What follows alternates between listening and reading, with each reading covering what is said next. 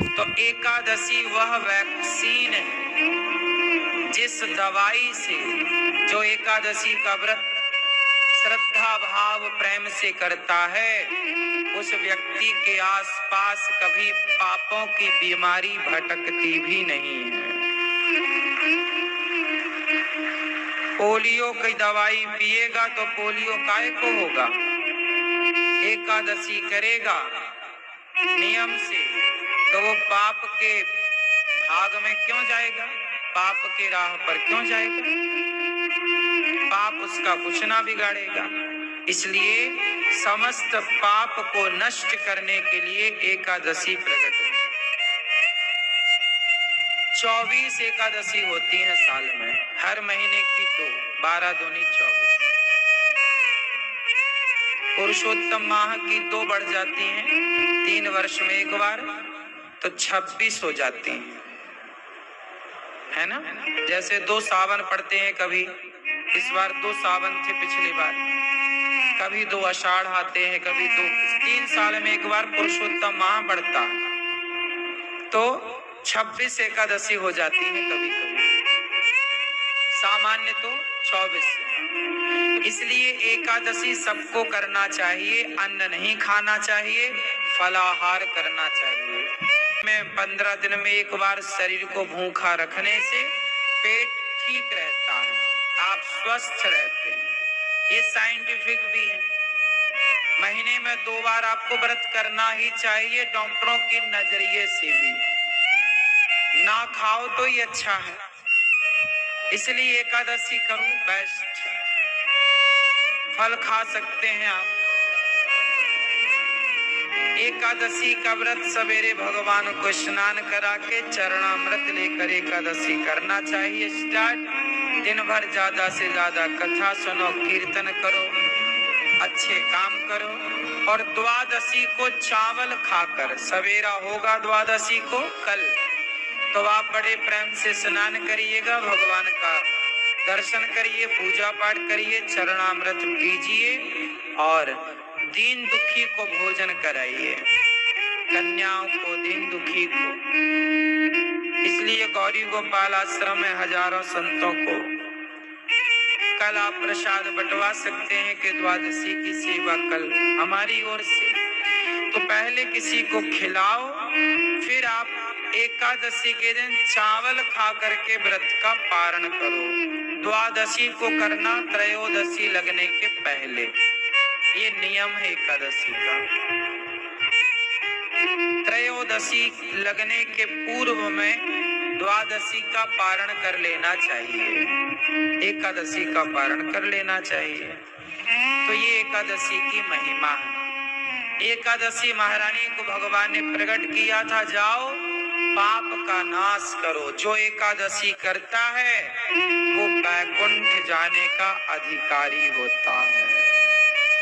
इसलिए एकादशी में ज्यादा से ज्यादा कीर्तन, भजन, अच्छे काम।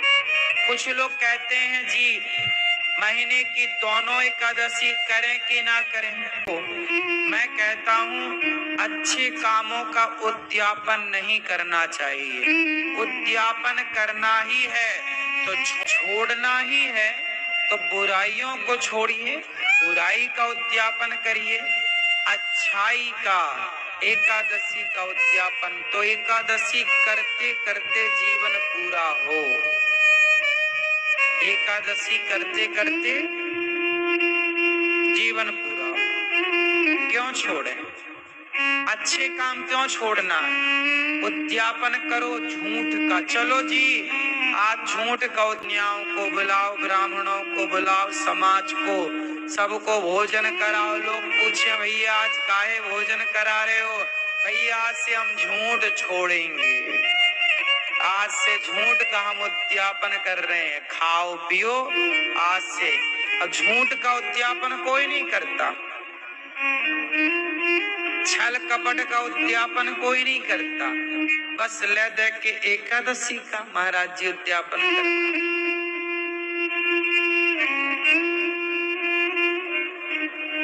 अच्छे काम क्यों छोड़ने? एकादशी तो अच्छी है, आपको पाप से बचा रही है। आपको भी एकादशी के दिन ठूसना तो रोटी ही है। क्यों खाना है रोटी, क्यों खाना है अन्न?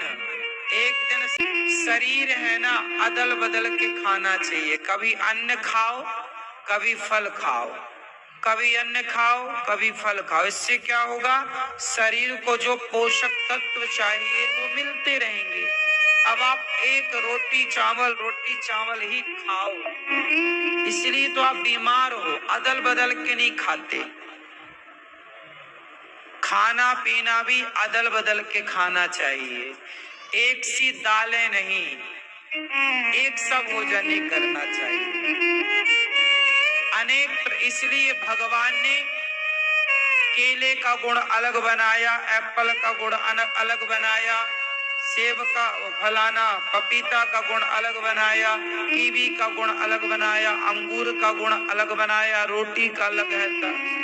दालों हर पोषक तत्व एक में नहीं हो सकता था, तो ईश्वर ने डिवाइड कर दिया कि आप कभी बादाम खाओ, कभी चने खाओ, कभी अंकुरित अनाज खाओ, कभी दाल खाओ, कभी सब्जियां, कभी पालक की सब्जी खाओ तो कभी मेथी की, क्योंकि कुछ गुण पालक में है तो कुछ गुण मेथी में है। जो गुण पालक में है वो मेथी में नहीं है, और जो मेथी में है वो पालक। तो आपके शरीर को सब चीजें चाहिए, लेकिन आप तो बस एक के पीछे पड़ जाते। खाओ तो कभी मूंगफली की खा लो, तो कभी अमरूद की खा लो, तो कभी और चीजों की खा लो।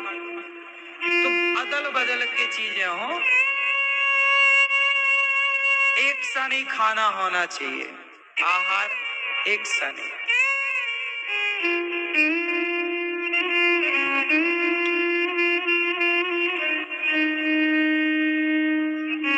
एक सा खाने वाला जल्दी बीमार पड़ता है। अदल बदल अनेक दालें क्यों बनाई ईश्वर ने? एक ही दाल बनाते फिर क्यों? अनेक प्रकार के खाद्य पदार्थ क्यों बनाए विधाता ने? एक से ही बनाते। की चटनी खाओ, कभी नारियल खाओ,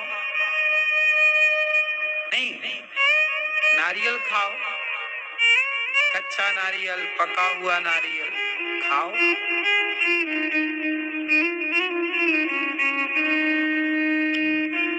तो इस तरह से हमें त्योहारों को मनाना चाहिए। एकादशी के दिन जल्दी जाग कर स्नान करके पूजा करो, भगवान के कीर्तन करो बड़े प्रेम से।